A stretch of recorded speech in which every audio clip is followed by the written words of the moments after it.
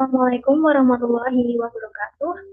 Saya Siti Farhah dan di sini saya akan membahas mengenai asesmen pembelajaran di sekolah dasar. Menyusun asesmen pembelajaran di sekolah dasar merupakan langkah penting dalam proses pendidikan, mana asesmen atau penilaian pembelajaran ini ditujukan untuk mengukur pemahaman, keterampilan, dan sikap siswa terhadap materi pembelajaran yang diajarkan. Kemudian tidak hanya itu, asesmen pembelajaran ini juga memiliki beberapa tujuan. Yang pertama, mengukur ketercapaian keterampilan dan pengetahuan peserta didik, di mana asesmen ini digunakan untuk mengukur apakah siswa telah mencapai tujuan pembelajaran yang telah ditetapkan atau belum. Kemudian yang kedua, memberikan umpan balik, di mana melalui asesmen guru dapat memberikan umpan balik kepada siswa mengenai kemajuan belajar mereka. Yang ketiga, asesmen pembelajaran ini bertujuan untuk menentukan tindak lanjut pembelajaran, di mana hasil asesmen dapat membantu guru menentukan metode pengajaran yang tepat untuk kelompok siswa yang berbeda.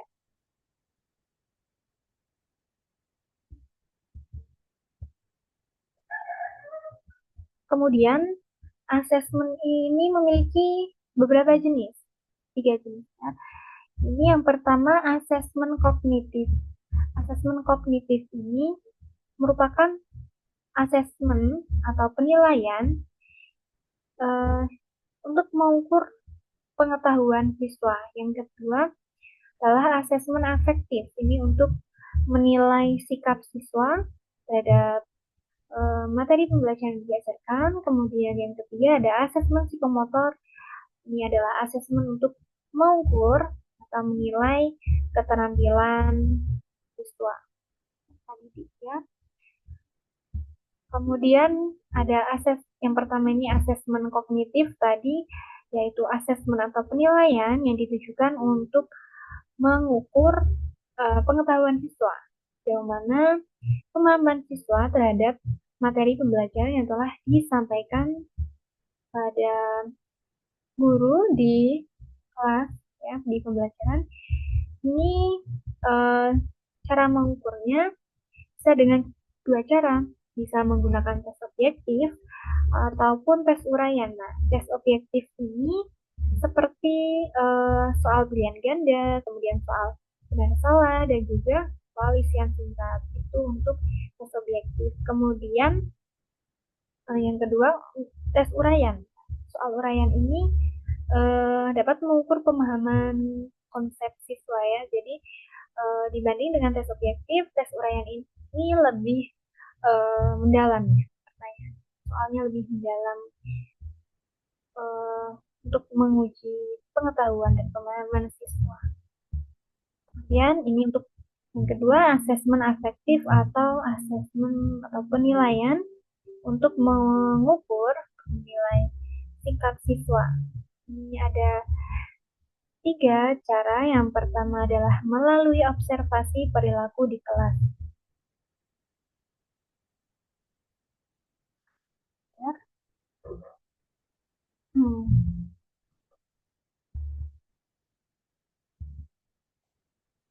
Nah, observasi perilaku di kelas. Ini adalah metode yang melibatkan pengamatan langsung terhadap perilaku siswa dalam proses pembelajaran, di mana guru atau pengamat dapat mencatat bagaimana siswa berinteraksi dengan teman sebaya, bagaimana respon mereka terhadap materi pembelajaran, dan bagaimana sikap mereka terhadap aktivitas di kelas.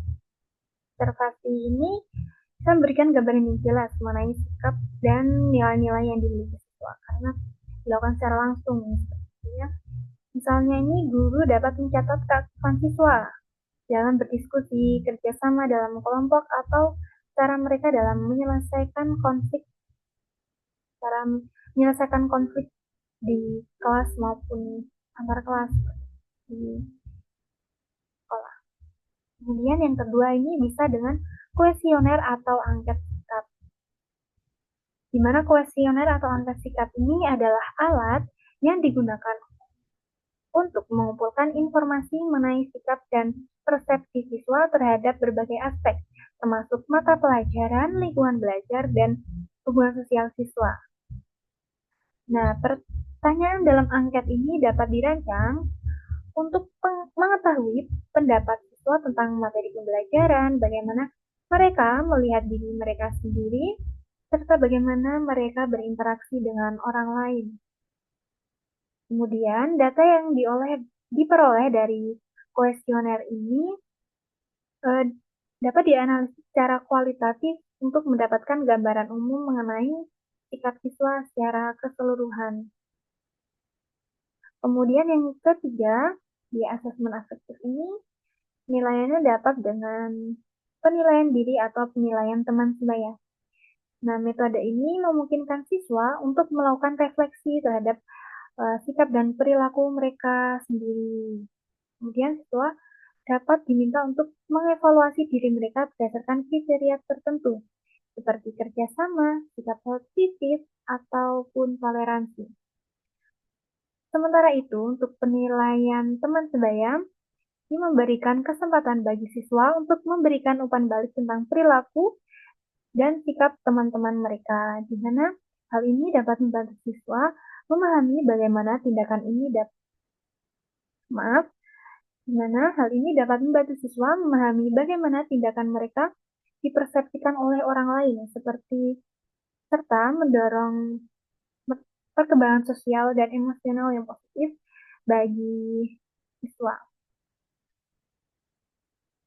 Kemudian ketiga cara ini dapat digunakan secara terintegrasi untuk memberikan gambaran yang lebih komprehensif tentang aspek afektif siswa yang ada dan dapat membantu guru dalam merencanakan intervensi yang tepat untuk mendukung perkembangan karakter peserta didik. Kemudian untuk asesmen yang ketiga yaitu asesmen psikomotor, ini bisa dilakukan dengan 3 cara. Yang pertama adalah dengan tugas praktik, di mana tugas praktik ini adalah metode asesmen psikomotor yang melibatkan pengujian kemampuan fisik dan motorik siswa melalui kegiatan praktek langsung, sehingga di sini juga guru dapat memberikan siswa tugas praktek yang terkait dengan mata pelajaran yang diajar, seperti menyelesaikan suatu proyek, juga bisa dengan melaksanakan kegiatan olahraga sesuai dengan materi yang sedang dipelajari seperti itu. Kemudian kemampuan siswa dalam menyelesaikan tugas praktek ini dapat dievaluasi melalui penilaian langsung oleh guru ataupun tim penilai. Kemudian dengan demikian guru dapat mengetahui sejauh mana sih kemampuan motorik siswa secara langsung. Kemudian untuk yang kedua, bisa dengan penilaian proyek atau karya. Penilaian proyek atau karya ini adalah metode asesmen psikomotor yang melibatkan pengujian kemampuan siswa dalam menyelesaikan proyek atau kerja yang kompleks. Di mana siswa dapat diminta untuk membuat suatu karya yang memenuhi kriteria tertentu, seperti misalnya guru meminta siswa untuk membuat karya seni, proyek teknis, ataupun hasil penelitian. Nah, di sini penilaian proyek atau karya ini dapat dilakukan secara individual maupun kelompok dan dapat melibatkan asesmen langsung oleh guru ataupun tim penilai jika diperlukan tim penilai. Kemudian penilaian ini dapat memberikan gambaran yang jelas mengenai kemampuan siswa dalam mengaplikasikan pengetahuan dan keterampilan yang telah dipelajari dalam kegiatan praktik. Kemudian yang ketiga ini bisa dengan rubrik penilaian keterampilan. Nah, rubrik penilaian keterampilan ini adalah alat yang digunakan untuk menilai kemampuan siswa dalam menjalankan tugas-tugas yang terkait dengan psikomotor. Nah, rubrik ini biasanya terdiri dari kriteria-kriteria yang telah ditentukan untuk mengukur kemampuan siswa seperti kecepatan, akurasi, atau ketepatan waktu. Kemudian dengan menggunakan rubrik penilaian keterampilan, guru dapat memberikan penilaian yang lebih spesifik dan objektif terhadap kemampuan siswa dalam menjalankan tugas-tugas yang terkait dengan psikomotor. Dimana kemudian rubrik ini dapat juga digunakan untuk membantu siswa memahami standar kinerja yang harus dicapai dan memberikan umpan balik yang lebih efektif.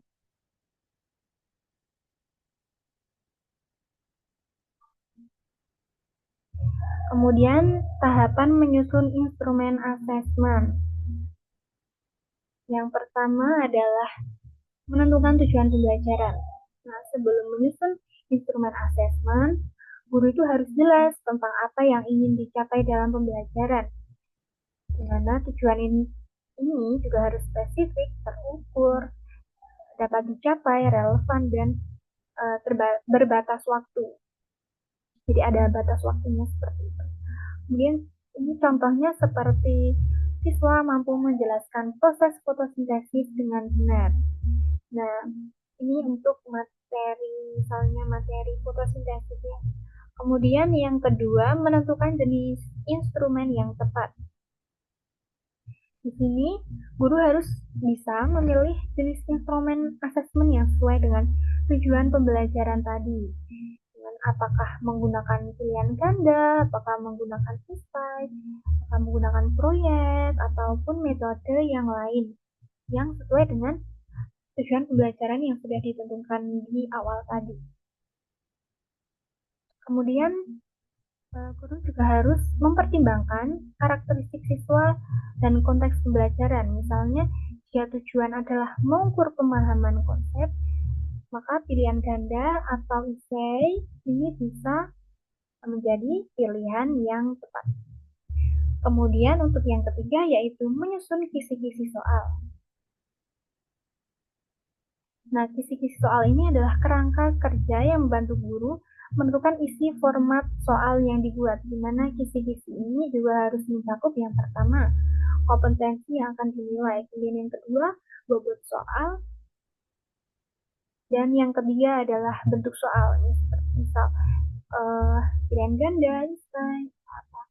Kemudian kisi-kisi ini juga membantu memastikan seluruh aspek kurikulum itu tercover dalam asesmen yang dipakai. Kemudian yang keempat adalah menyusun soal atau instruksi soal. Di sini, misal guru menggunakan kisi-kisi sebagai panduan, guru harus mulai menyusun soal atau instruksi bagi tugas. Dan pastikan soal jelas, tidak ambigu, dan sesuai dengan tingkat kemampuan siswa. Dan juga, jika menggunakan instruksi tugas, guru harus bisa menjelaskan tugas. Guru harus bisa menjelaskan tujuan, guru harus bisa menjelaskan langkah-langkah dan kriteria penilaian dengan rinci. Kemudian, yang kelima yaitu menyusun kunci jawaban atau rubrik penilaian. Nah, kunci jawaban atau rubrik penilaian ini penting untuk menentukan tujuan yang benar dan memberikan standar penilaian. Di mana rubrik penilaian harus mendetail, mencakup kriteria yang jelas untuk masing-masing tingkat pencapaian. Misalnya sangat baik, baik, cukup, dan kurang. Kemudian yang keenam yaitu menentukan skor dan bobot penilaian. Di sini, guru harus menentukan sistem penilaian yang akan digunakan, misalnya dengan skala 0 sampai 100, atau menggunakan bintang, atau menggunakan huruf, atau menggunakan sistem penilaian yang lain. Kemudian di sini, setiap soal harus memiliki nilai tertentu yang sesuai dengan tingkat kesulitan dan pentingnya soal tersebut. Kemudian, bobot penilaian untuk tiap bagian atau aspek seperti pengetahuan, keterampilan, dan sikap juga perlu ditentukan. Yang ketujuh, mengatur durasi waktu pengerjaan. Di sini, guru harus menentukan waktu yang cukup untuk siswa menyelesaikan asesmen. Kemudian juga guru harus memastikan waktu yang diberikan itu sebanding dengan jumlah soal dan tingkat kesulitannya. Kemudian, guru juga harus mengatur waktu untuk menjaga agar siswa tidak merasa terburu-buru dalam mengerjakan soal tersebut.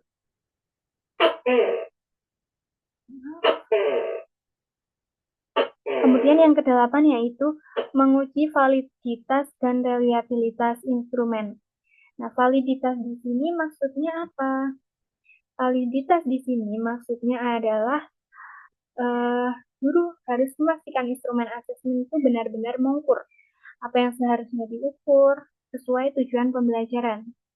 Hal ini dapat diuji melalui evaluasi sejawat atau expert judgment. Kemudian reliabilitas di sini maksudnya adalah uji konsistensi hasil asesmen. Dimana ini bisa dilakukan dengan menguji cobakan instrumen pada sekelompok siswa dan melihat apakah hasil yang sama didapatkan jika asesmen dilakukan berulang. Nah, jika instrumen belum valid atau reliable, guru harus melakukan revisi jika diperlukan.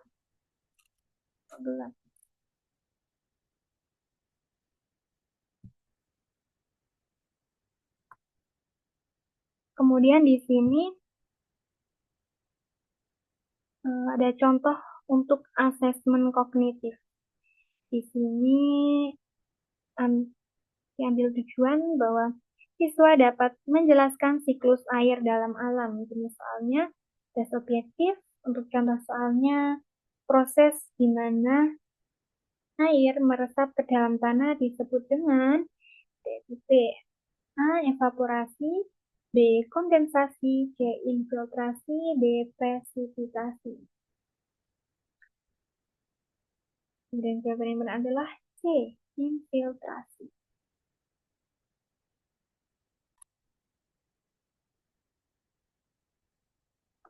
Untuk yang selanjutnya, ini ada contoh asesmen untuk asesmen afektif yang menilai sikap siswa.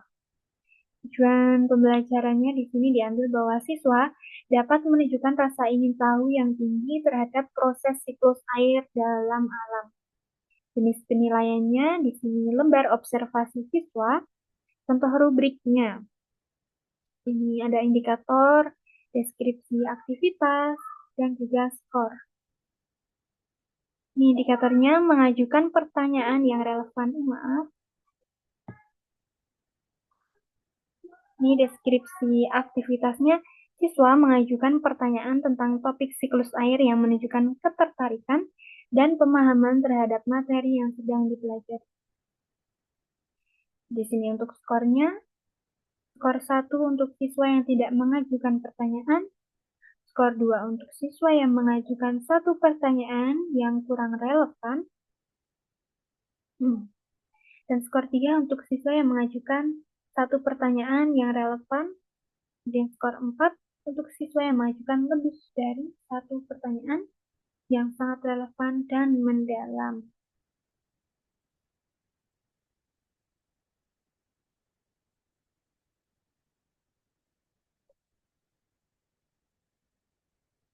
Kemudian ini ada contoh untuk asesmen psikomotor. Ini tujuan pembelajarannya diambil bahwa siswa dapat mendemonstrasikan proses penguapan air dan menggunakan peralatan sederhana seperti wadah dan pemanas untuk menunjukkan bagaimana air menguap. Jenis penilaiannya yaitu penilaian keterampilan ya, karena ini adalah psikomotor di mana asesmennya digunakan untuk menilai keterampilan siswa. Ini adalah contoh untuk rubrik penilaian demonstrasi. Ada asesmen psikomotor. Kelihatan.